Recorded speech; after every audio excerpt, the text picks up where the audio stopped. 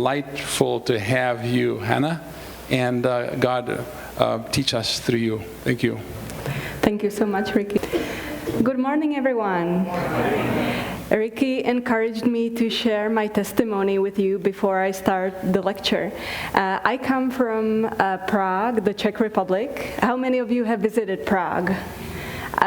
Okay, a few of you. I would like to encourage all of you to visit. It's a beautiful city. I was growing up during communism. Russia took over our country in 1968 for more than 20 years, and Russia was also forcing communism and atheism on our country. So I was growing up in an atheistic family, and it was the health message that brought me to the church. It was a health missionary who came to our town and started having health lectures. And so I first changed my lifestyle, became vegan, and started exercising. And then a few weeks into the program, the local church also offered some Bible studies, and that's how I came to church. And I would like to encourage all of you to, not be shy, because we have something very special for this world to share. And we never know how God can use the little we can give, and how God can bring His children to Himself. Our topic is metabolic magic. How many of you have ever wished for a magic pill that would enable you to eat anything you want without gaining weight? How many of you have ever wished for such a pill? What if you knew that the pill existed?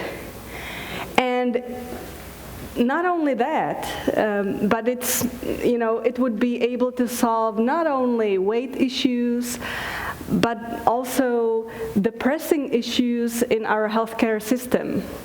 Would you feel obligated to share it with the world and with people around you? We wish for magic when our situation seems hopeless, when we've come to an end with our conventional wisdom, when we've exhausted our resources. Then we wish for magic and we pray to God. Does God answer these desperate prayers? What if the person who's praying is an atheist? Does God answer? Yes. Does God have an abundance for us? Does He have 1,000 ways we don't know of? Maybe we may be in such a desperate situation in the healthcare system. The United States is the highest healthcare spender in the world, spending more than 50% more on healthcare compared with France and Sweden, the second and the third highest healthcare spender in the world. Now, with all the money spent on healthcare, does it also translate in better outcomes in terms of how people are getting sick, how soon they die? What are the outcomes in terms of mortality and morbidity in the United States? Let's take a look. So diabetes prevalence is one of the highest in the world in the United States, 2 times higher compared with Sweden. So more people are getting diabetes, but what about our ability to treat diabetes? Are people less likely to die of the late complications of diabetes in the United States compared to other countries in the world? What do you think? Let's look at the numbers. The lower extremity amputations as a result of diabetes are also one of the highest in the United States, 5 times higher compared with Sweden. So, the money does not necessarily correlate with the outcomes and with better health outcomes in the United States. What about cardiovascular mortality? Are people less likely to die of cardiovascular disease in the United States than in other countries in the world? Again, the cardiovascular mortality is one of the highest in the world, 3 times higher than in Japan or France. In other words, all the money spent on healthcare is not able to compensate for all the unhealthy foods on our plates. So it seems like we need to completely shift the paradigm. We need to start thinking differently about the healthcare system. So could a plant-based diet be the magic that would enable us to solve the problems in our society, in our healthcare system? This is a study from Harvard University showing that more than 45% of cardiometabolic deaths could be prevented if people were eating less meat, especially processed and red meats, if they were eating less sodium, if they were drinking less sugar-sweetened beverages, and if they were eating more whole grains, more fruits and vegetables, more nuts and seeds. For more than 45% of the cardiometabolic deaths in the United States could be prevented. As Seventh-day Adventists, we have a special tool to reach the health professionals nowadays, which is the Adventist Health Study and Adventist Health Study 2. It was the first study that showed that cardiovascular mortality is 40% lower in vegetarians, and that vegetarians can live 10 years longer compared to general population in the United States. And even though the healthcare professionals may not know about the Seventh-day Adventists and about their beliefs, if we share a little bit from the Adventist Health Study, it's a good way to introduce the Seventh-day Adventists because it catches your attention. If someone lives 10 years longer compared with the general population, if there's a population that's one of the healthiest and longest living on the earth, this is a message that's very special for this world, and I would like to encourage you to share it with everyone. 3 out of 4 men and 2 out of 3 women in the United States are overweight or obese. Could a plant-based diet be the magic for obesity in the United States? This is a result, this is a study from the Adventist Health Study 2, showing that the lower your animal product consumption, the lower also your body mass index.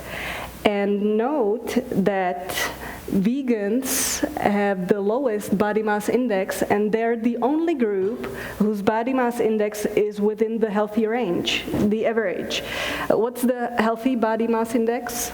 Up to 25. So vegans are the only group whose average is in the healthy range. Lacto-ovo-vegetarians are a little bit over. And then the more liberal you are with animal product consumption, the higher your body mass index, and also the higher your risk of getting diabetes. Vegans have the lowest rate of diabetes compared to lacto-ovo-vegetarians and other and non-vegetarians. What about, these are observational studies, which may be biased, by other lifestyle factors. So let's look at the interventional studies. When we just take regular Americans and put them on a plant-based diet, what happens for weight loss? So if you take overweight or obese Americans, they lose about 1 pound a week on a plant-based diet.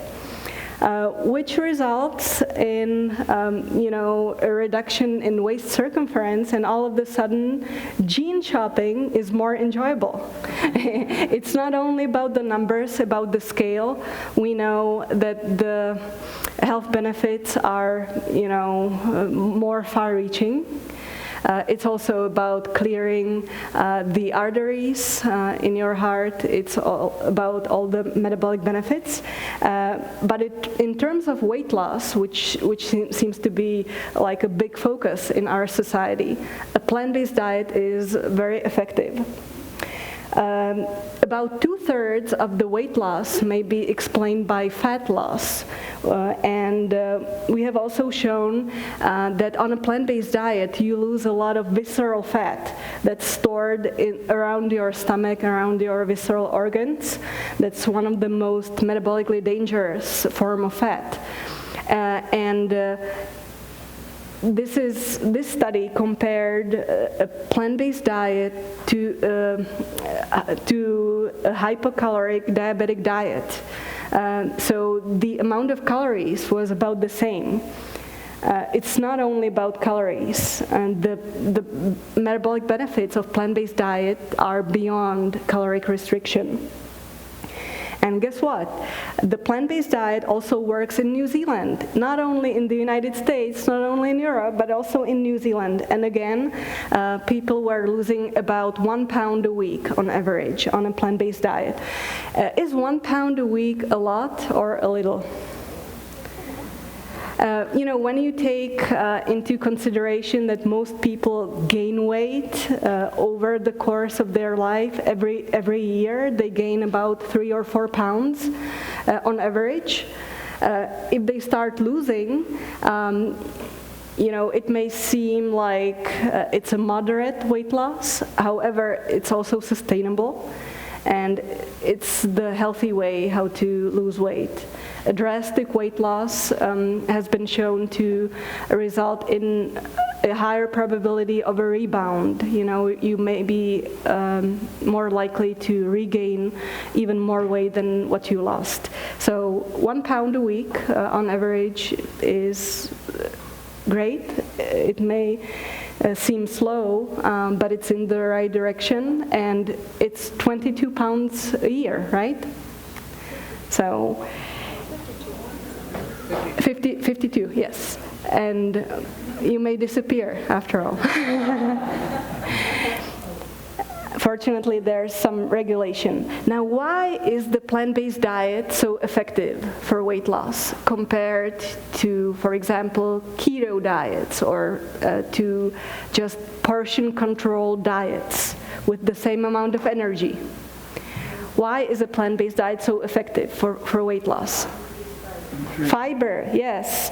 So the energy density is lower in plant foods compared with, for example, meat, but also compared with oil, which is a concentrated source of energy. And there are sensors in our stomach, so the more we expand the stomach, the more full we feel after a meal. So the bulk of the food that we eat is one of the factors that plays a role in how we feel satisfied after a meal. It's about fiber that works throughout our digestive tract to promote satiety and is important for energy balance and weight loss. And it's also about gut microbiota. Our intestinal wall has tight junctions that are important for our protection. However, if these tight junctions in our gut are disrupted, a condition that's called leaky gut may result from a Western type of a diet that's high in fat and sugar. And if this happens, then some endotoxins may be released into our bloodstream, and not only it's not great for our metabolism, it also increases the probability of getting diabetes and getting fatty liver disease. Gut microbiome is more abundant than in numbers than the number of cells in our body.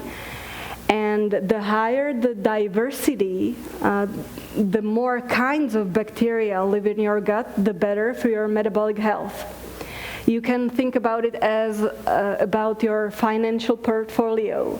You know, it's been recommended not to have everything in just one stock, right? To have a diversity. And it's the same with the gut microbiota. Now, how can you get more kinds of bacteria living in your gut? It's been shown that eating fruits and vegetables and anything that grows from the ground increases the gut microbiota diversity. The gut microbiota diversity is higher, for example, in Africa than in the United States. The diet in Africa is more plant-based, but also it's about the whole system and not a lot of sanitation. So, for example, if you pick an apple from the tree and eat it right away, it's better for your gut microbiota diversity compared with just being over, using soap to, wash every single piece of fruit and vegetables that you eat. So, living more in contact with nature and having a large diversity of plant foods helps with gut microbiome diversity. And the higher the diversity of your gut microbiome, the lower the stiffness of your arteries. About 8% of the stiffness of your arteries may be explained by the gut microbiota diversity. So it's an important aspect of our health. But it's not only about how many kinds of bacteria live in your gut, it's also about their different ratios, about the composition. So, for example, this study compared children living in Burkina Faso in Africa and children living in Europe. And you can see that the colors are completely different. The gut bacteria composition is completely different. Particularly, children living in Africa have a high prevalence of Prevotella and Bacteroidetes as a family of bacteria, in contrast to high concentrations of Firmicutes in children in Europe. Now, the higher the ratio between Bacteroidetes and Firmicutes, the better for your metabolic health. It can explain about 22% of your cardiorespiratory fitness.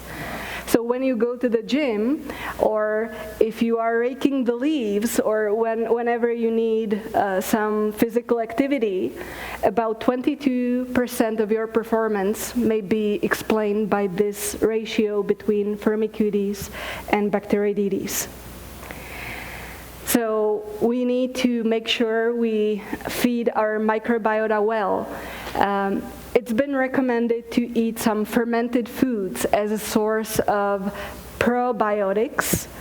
And these are, this is a way how to get the bacteria in your digestive tract. However, most of the bacteria are destroyed in your stomach anyway. So, it's not the most effective way how to promote the right kinds of bacteria in your gut. Another way is to provide the food for the right kinds of bacteria that live in your gut. And this is called the prebiotics, which are oligosaccharides that are in all plant foods. However, the highest concentrations are in onions, garlic, and whole grains. So make sure these are on your plates on a regular basis. The gut is not only important because of the bacteria that live there. There are different hormones that are being released in our gut.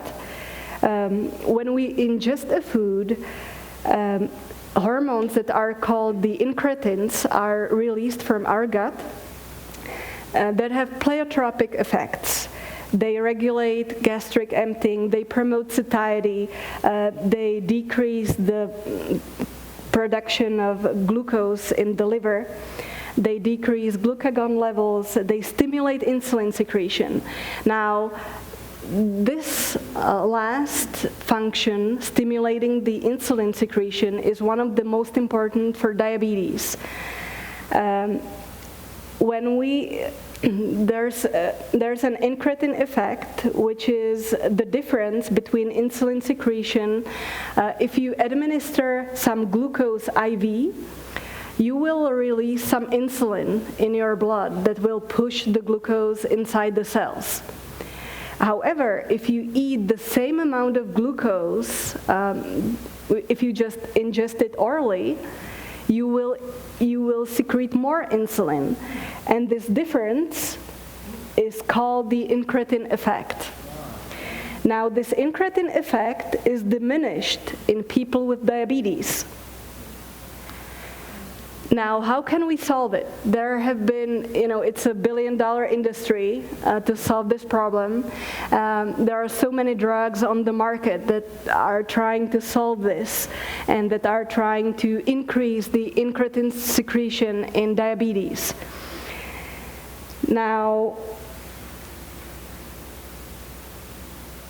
the diminished incretin effect and diabetes is a two-way street. So if you have a diminished incretin effect, you are more likely to develop diabetes. But also, if you have diabetes, if you don't have the diminished incretin effect, you will develop it pretty soon. So it's a two-way street. It's important for all of us to know about it. And as we know that there's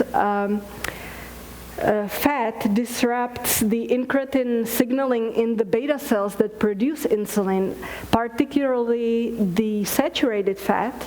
This led to a thought in my mind, well, could a plant-based diet be the solution? If we just exclude all the saturated fat from all the animal products, could we just increase the incretin secretion in the gut in patients with diabetes? My colleague Lenka Belinova, who finished her PhD recently, helped me with this project, and we brought in 50 patients with type 2 diabetes in our lab early in the morning.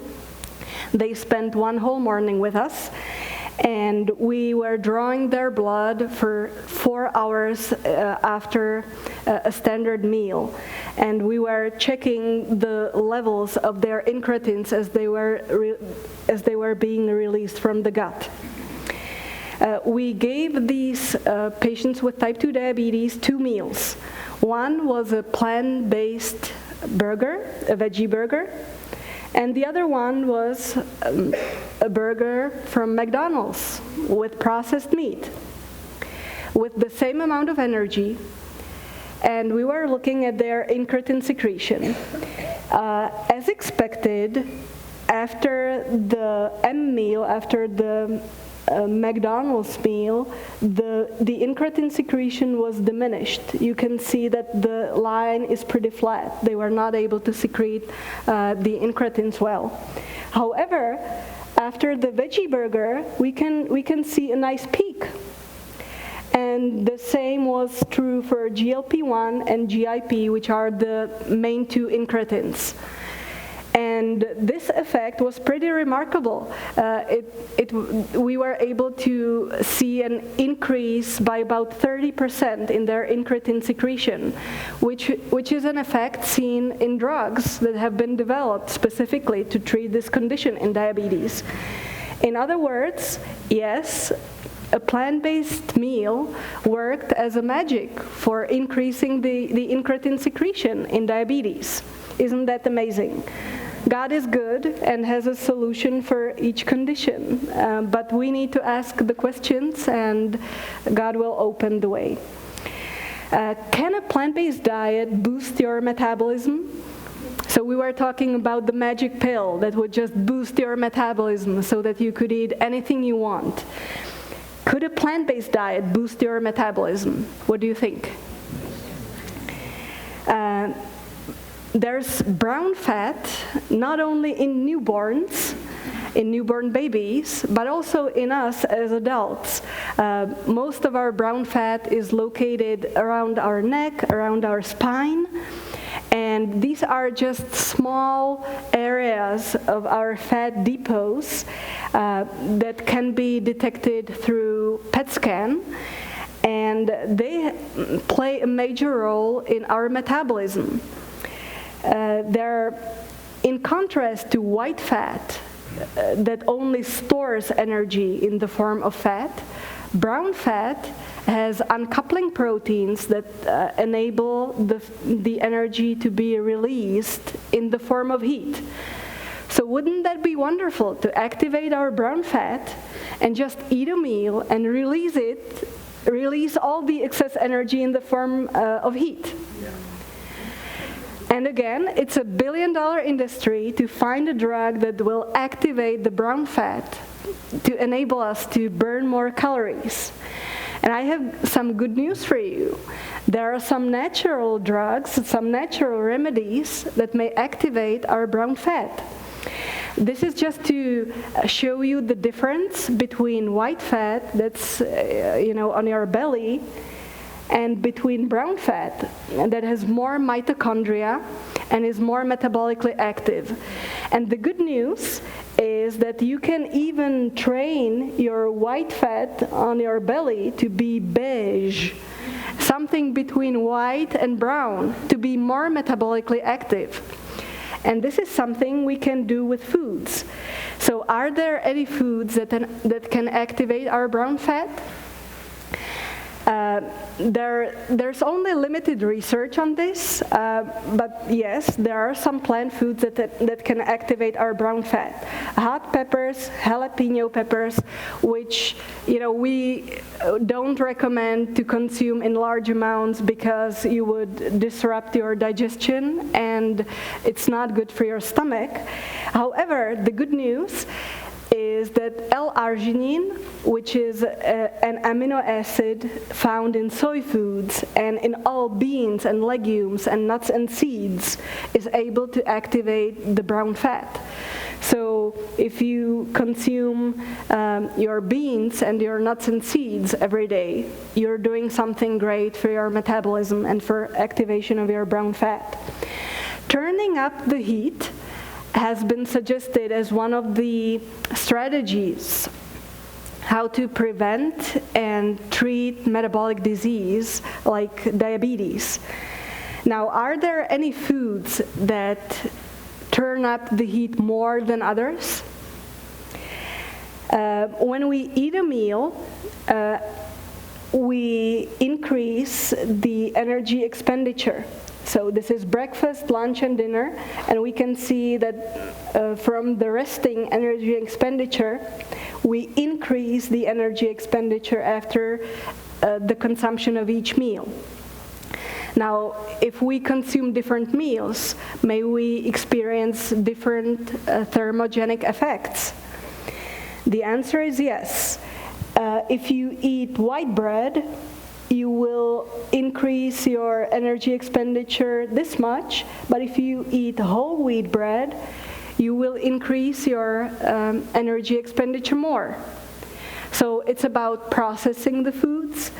And what if you completely change your diet? What if you switch from a standard American diet to a plant-based diet? This study, led by Dr. Barnard, showed a 16% increase in the after-meal calorie burn. And this happens after each meal. 16% may seem like not such a big deal. It's not, 80% or something. But 16% after each meal, I would take that, It's after each of your meals, you're able to burn 16% more. So it seems that a plant-based diet is able to turn up the heat and activate our brown fat and may address one of the root causes of obesity. Now let's talk about diabetes. If you look in the newspapers and in the media, What has been suggested as one of the main drivers of the diabetes epidemic? Carbohydrates, sugar, right? So sugar could be fundamental cause of obesity and diabetes epidemics. Some articles use strong language, such as the toxic truth about sugar, pure, white, and deadly. Now, we know that the consumption of sugar-sweetened beverages increases the risk of getting diabetes by about 18% per serving per day, and by 13% per serving per day adjusted for adiposity. But what is it about the sugar-sweetened beverages that increase the risk of diabetes? Is it the sugar? Or is it the fructose, the high fructose corn syrup that's being used for sugar-sweetened beverages? Or is it the extra calories that people are consuming between their meals and with their meals? So which one is it? Who thinks it's the sugar? Only a few of you. This meta-analysis analyze data from all the studies that have been published on sugar consumption and the risk of diabetes. And in fact, they found that sugar was protective. Sugar consumption decreased the risk of diabetes by 11%. I'm not suggesting this is the new preventive tool against diabetes, but we can conclude it's not driving the diabetes epidemic. We know that. Okay, so it's not the sugar. What about the fructose? What about the high fructose corn syrup? Who thinks it's the fructose in the sugar-sweetened beverages? Okay, even more of you. So the same meta-analysis concluded it's completely neutral.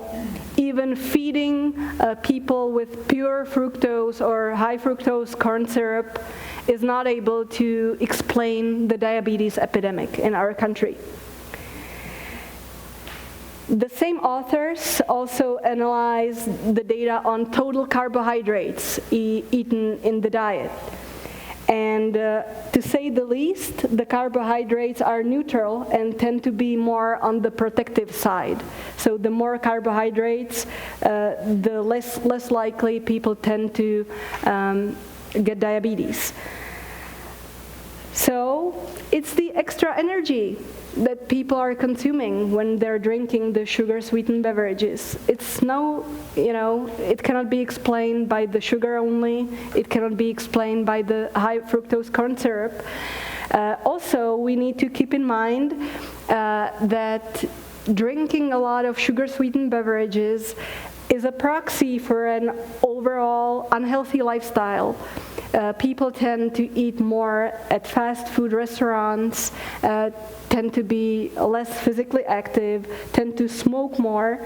So it's also a proxy for an unhealthy lifestyle.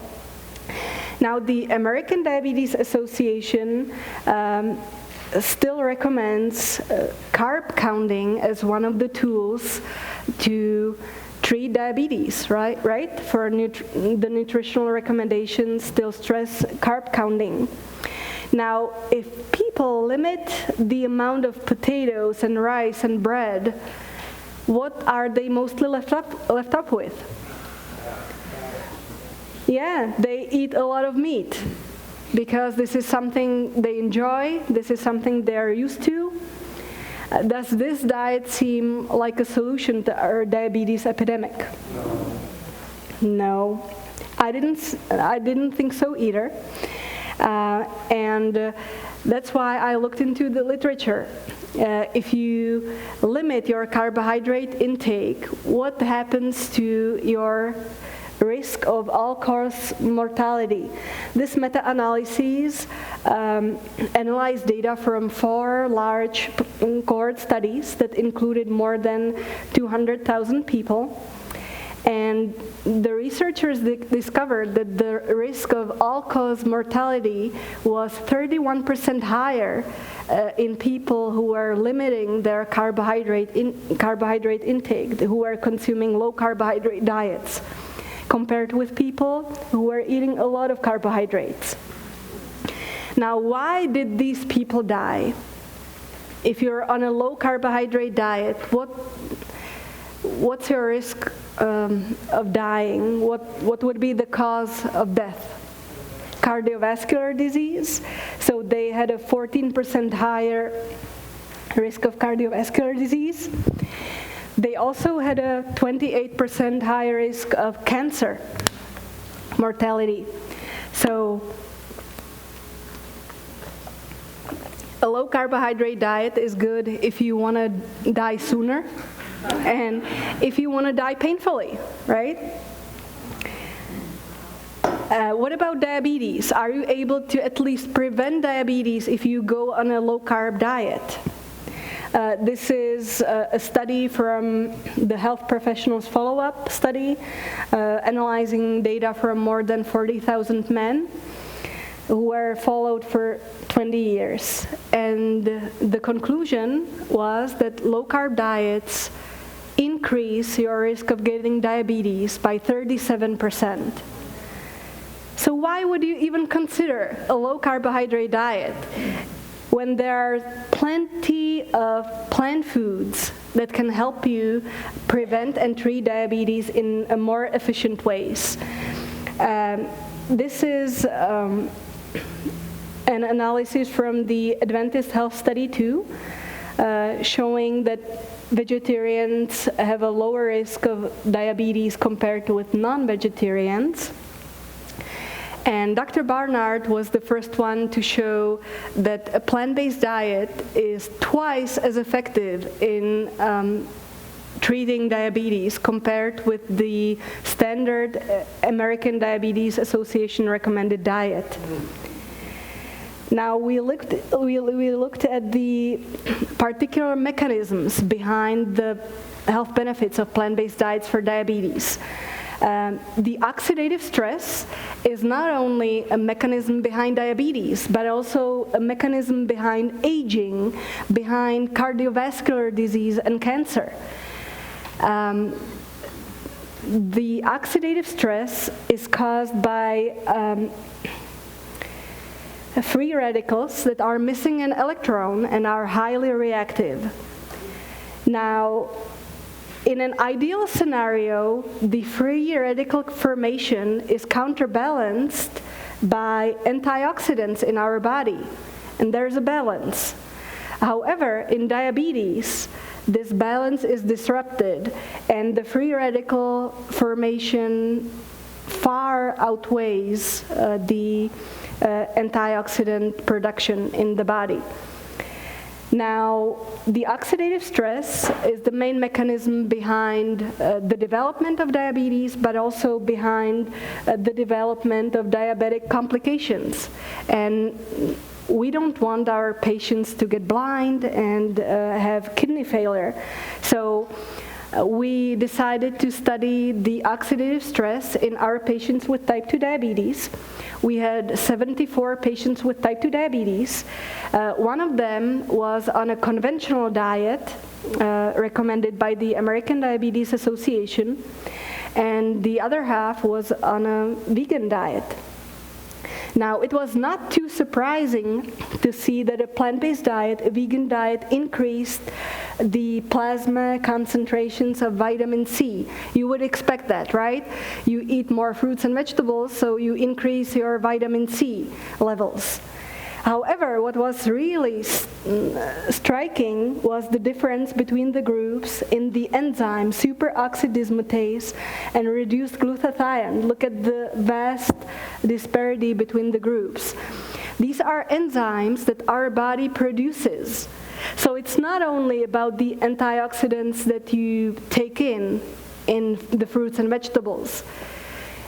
There's something about the plant-based diet that enables your body to cope better with the oxidative stress. That's the main mechanism behind all the chronic disease. So in other words, yes, a plant-based diet worked as a magic for counterbalancing the free radicals in the body of our patients with type 2 diabetes. We are what we eat, and it's literal. The fat you eat becomes an integral part of your cell membranes. You may recall this picture from a biochemistry book, right? There are some fats, and this is a phospholipid bilayer. So there are some fats, and the fats you are eating become an integral part of the cell membranes. Now, the fats are also attached to the receptors, and so they have different metabolic functions. Now let me give you an example. The fats that are in plant foods are mostly polyunsaturated and a little bit of monounsaturated fats, very little of saturated fat. And these unsaturated fats make the cell membranes more flexible. In contrast to saturated fat from animal foods that make the cell membranes more rigid. Now, this has large implications for our metabolism, particularly for the insulin receptor that's embedded in the cell membrane and is important for getting glucose from the meals we're eating into the cells. If the cell membranes are more rigid, as a result of eating a lot of saturated fat, the insulin receptor is not able to work properly, and this is one of the mechanisms behind insulin resistance. When you produce enough insulin after a meal, however, the insulin is not able to work well and open the door for glucose to get inside the cells. And insulin resistance is one of the mechanisms behind diabetes. But the root cause, as you can see, is not sugar, is not eating a lot of sugar. It's eating a lot of saturated fat from the animal foods. And the composition of your cell membranes is so powerful that there's a specific signature of diabetes on all the cell membranes in people with diabetes. It's not only about a high blood sugar level in people with diabetes. It affects each cell in their body. Now, what do I mean by the diabetes signature on their cell membranes? There's a specific composition of the fatty acids in people with diabetes. They have high levels of palmitate, one of the saturated fatty acids, found mainly in white meats and in cheese, and low concentrations of linoleic acid, one of the main fatty acids found in plant foods. Now, this signature is specific for diabetes and is so powerful that it's able to predict the development of diabetes by 5 or 10 years. In other words, you may have someone whose blood sugar is still normal, but if I see this signature on their cell membranes, if they don't change their diet, we can predict that they will develop diabetes in about 5 or 10 years. Now, are we able to reverse this? You know, this is so disheartening. When I learned about the cell membrane composition, I was like, this is horrible. This happens in each cell membrane of my patients with diabetes. Can I do something to help them? Can we do something to reverse this signature? So if we exclude all the animal products from their diet, if we give them only plant foods, are we able to reverse this diabetes signature in their cell membranes? And the answer is yes. We were measuring the cell membrane composition in their phospholipids, in their blood. So we were drawing their blood you have plenty of cells in your blood, right? The red blood cells and the white blood cells. So we're able to isolate the phospholipids from these cells, from the cell membranes. We were measuring the composition of their cell membranes, and we were able to increase the linoleic acid concentrations in the cell membranes of our patients with type 2 diabetes. This increase in linoleic acid content also correlated with an increase in metabolic, in insulin sensitivity, and in a loss of their visceral fat. In other words, a plant-based diet worked as a magical eraser on the diabetes signature on the cell membranes. Our choices affect our outcomes in our life. Sometimes it seems like some of the consequences are pretty irreversible, right? However, in skillful hands, even a seemingly hopeless cause may be saved. When people are gaining weight and are heading towards diabetes, this places a huge demand on their insulin-producing beta cells in their pancreas. They need to produce more and more insulin in order to keep up with the higher demands. And by the time type 2 diabetes is diagnosed, about 50% of their beta cells are lost. And it's a billion-dollar industry to save at least what's left. The bad news, no matter what drug you use, the beta cell count and the beta cell mass still keeps declining a few years after the diagnosis. So it seems like we need a magic here, right? Could a plant-based diet be the magic for the beta cell? We asked this question, and we invited people who are overweight, who didn't have diabetes, but who were on the verge of getting diabetes, whose insulin resistance was high.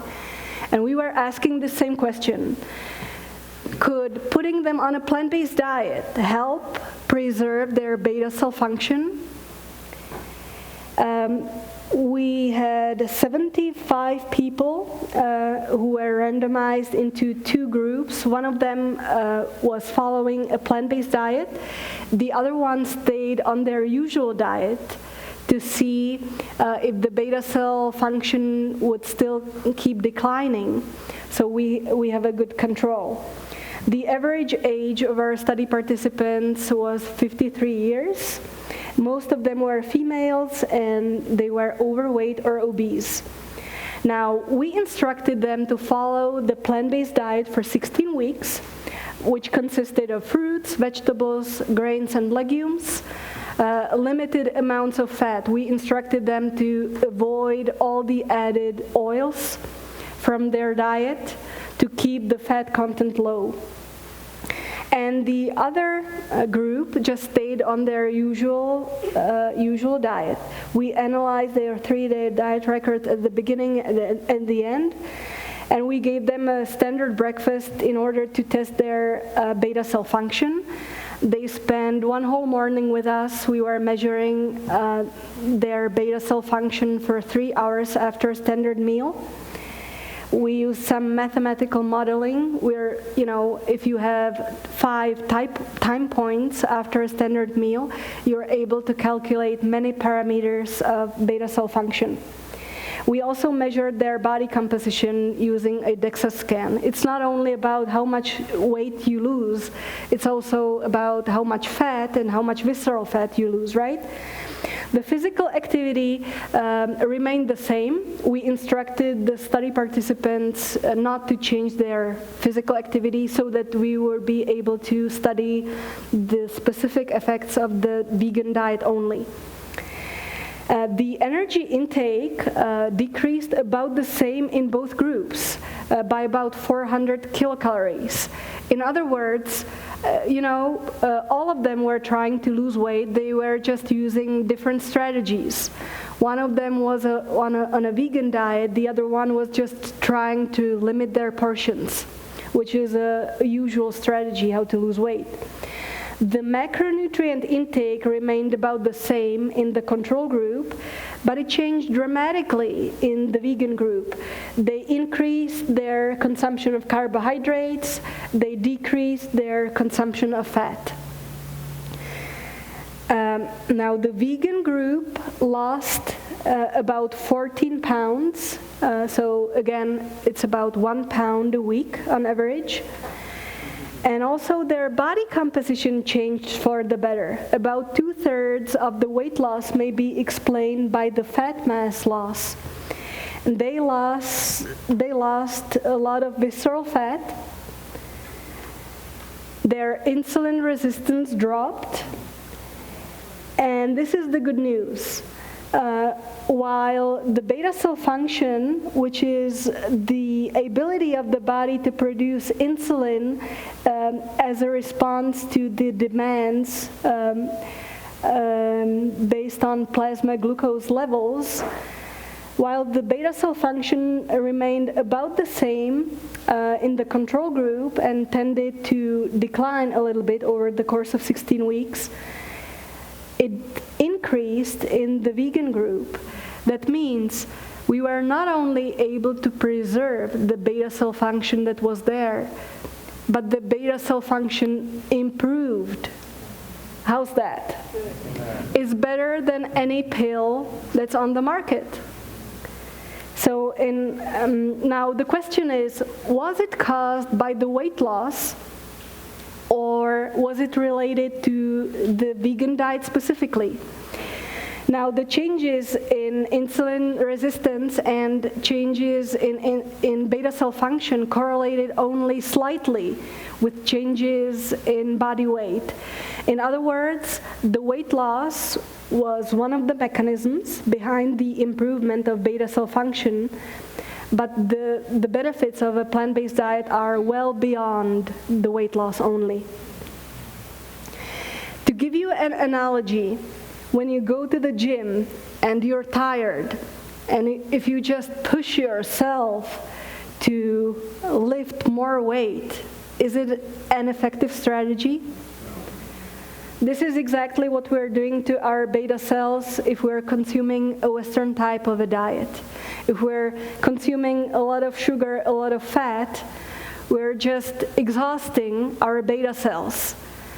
And when they're tired and are calling for rest, we give them even more load. This is not a good strategy. This is not a good way how to take care of your body. Sometimes when you're working out, you just need some rest, right? And this is exactly what a plant-based diet provides to the beta cells. It provides some rest, but due to a low glycemic index in natural plant foods, it also provides some regular workouts. When you eat a healthy plant-based meal, your blood sugar levels will not rise like crazy. They will be pretty stable over the course of time. And the regular workouts also enable you to be ripped out. And that's exactly what happens to our beta cells when we consume a plant-based diet. Of course, there are some challenges. This picture clearly depicts the challenges when we try to bridge the gap between research and our culture. But the rewards are just tremendous and are well worth the efforts. I'd like to thank all my colleagues, and I'd like to close with two quotes. One is from Thomas Edison.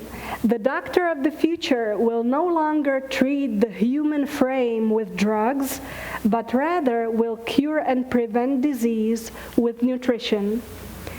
And I had one quote from the Spirit of Prophecy saying that the plant foods, grains, legumes, fruits, and vegetables provide the best nutrition for our body that cannot be surpassed by more complex diets.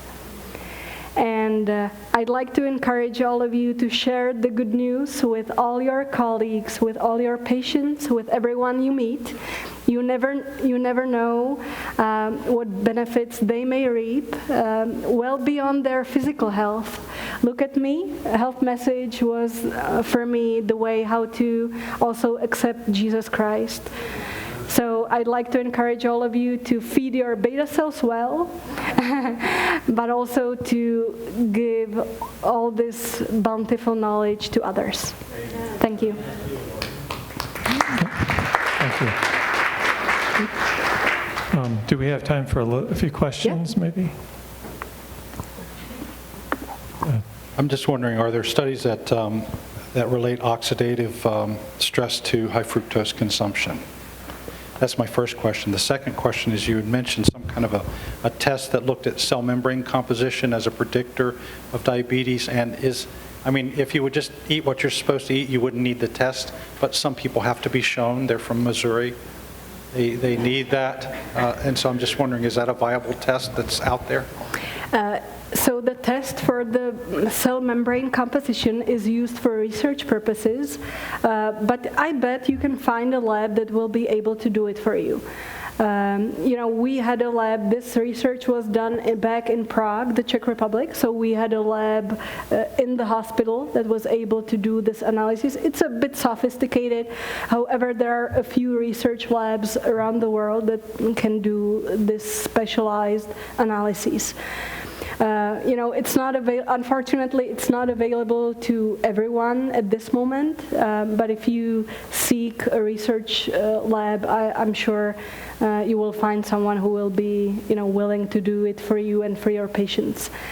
And the second question was about the oxidative stress and fructose consumption. That's an excellent question. There are some studies showing that fructose may be increasing the oxidative stress. However, it also depends on the source. If you consume fructose in the form of fruit, together with all the fiber and with other antioxidants, this may counterbalance the oxidative stress possibly caused by fructose, compared with only fructose as a sweetener.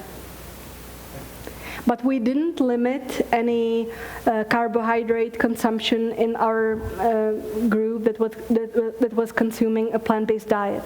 We encouraged them to eat whole food plant-based diet.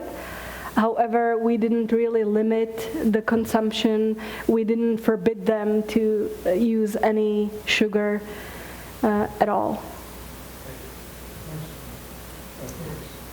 When we refer to decreased beta cell function, is it known if that means that some beta cells are dying?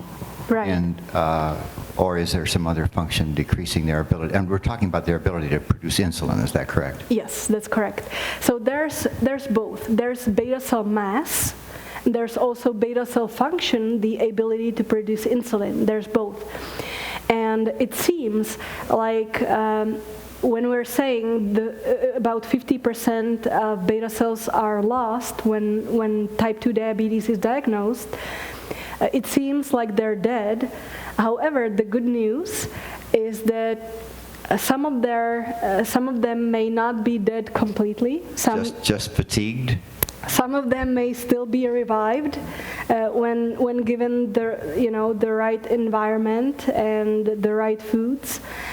And also, the beta cells have an ability to rejuvenate more than we thought in experiments. So it seems like when we provide the right environment, we may be able to revive some of the beta cells, and we may be able, some of the beta cells may be able even... Copy themselves and make... Exactly.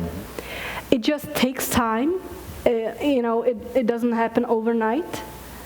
But this is something that's of importance also for type 1 I was diabetes. going to say, what about type 1 diabetes?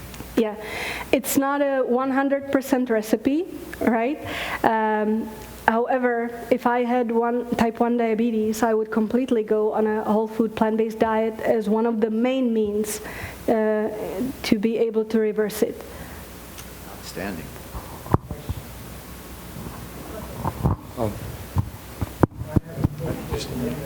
Just a minute. He's taking them This over there. gentleman over here is first. Just a minute. So I had a question regarding, over here, sorry.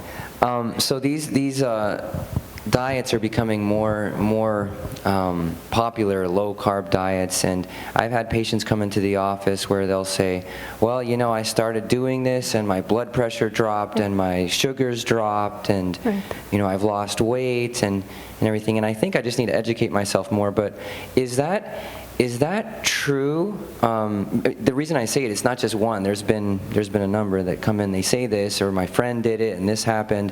So is there some truth to that?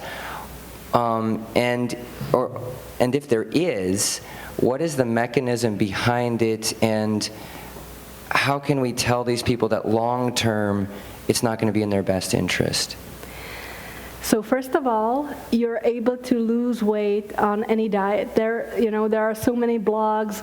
I lost weight eating only chocolate and cookies. Are you able to lose weight that way? Of course you are. Like if you limit the caloric intake, you're able to lose on any diet. But the thing is, which is a healthy way how to lose weight? And the thing is, if you're losing weight, then the weight-related problems also tend to disappear, like the high blood pressure. But the thing is, when you go on a keto diet or on a low-carb diet, even though people are losing weight and their blood lipids may be reduced, in about 1/3 of them, the LDL cholesterol and the total cholesterol go up, even in spite of the weight loss, which is like, very powerful. And 1/3 of the people, that's a lot. So the question is, would you like to be healthy on the outside only, or would you also like to be healthy on the inside? Do you really believe that, eating cookies and drinking Coke is a healthy way how to lose weight? I think that would probably be a start of a conversation with our patients. Sure. So, well, some of them also they'll say, well, I eat a lot of vegetables, but I'm just cutting out carbs and I'm primarily eating meat. The protein is not high carb, and so it's exactly. But then our role is to point them out to the scientific research. So let's take all the food groups, each by one, and look at the health effects. So meat consumption has been linked to, higher risk of cancer, higher risk of cardiovascular disease, higher risk of diabetes. Grain consumption, so people are avoiding whole grains, but whole grain consumption has been linked to decreased risk of cardiovascular disease and diabetes and colon cancer. So, the scientific explanations, maybe, we can just walk our patients from one food group to another and show that all the plant groups are protective, and in contrast to the animal foods. Yes, I have a question. I have a book here, The End of Alzheimer's by Dale Bredesen. He's talking about how you can prevent and reverse cognitive decline. You're probably familiar with this book? Or? Yes. Well, how do you feel about it? Yeah, it's exciting research. Also, doctors Scherz and I in Loma Linda are, doing some excellent work on this. We don't have as many studies. However, it seems that a plant-based diet plays a major role in the prevention of Alzheimer's disease and also other types of dementia. I have a comment on that too. Also, I've read the book, and it's the one I'm thinking of there. Yeah, basically, he promotes a keto diet as one of the things to help memory and so forth. But if you eat 2 meals a day and fast, intermittently fast, like 14 hours a day or 12 to 14 hours a day, your body becomes ketogenic just from that, and you don't have to go on a Right. high protein, high fat, low carb diet to accomplish the same thing. So. And it's not only about the antioxidants in the plant foods, it's also about combining all the other elements of lifestyle, right? Physical activity and some mental activity, Bible reading, spirituality, social connectedness. All of these have been shown to be protective against dementia and Alzheimer's disease. Well, thank you very much for your time. We're running a little bit late here.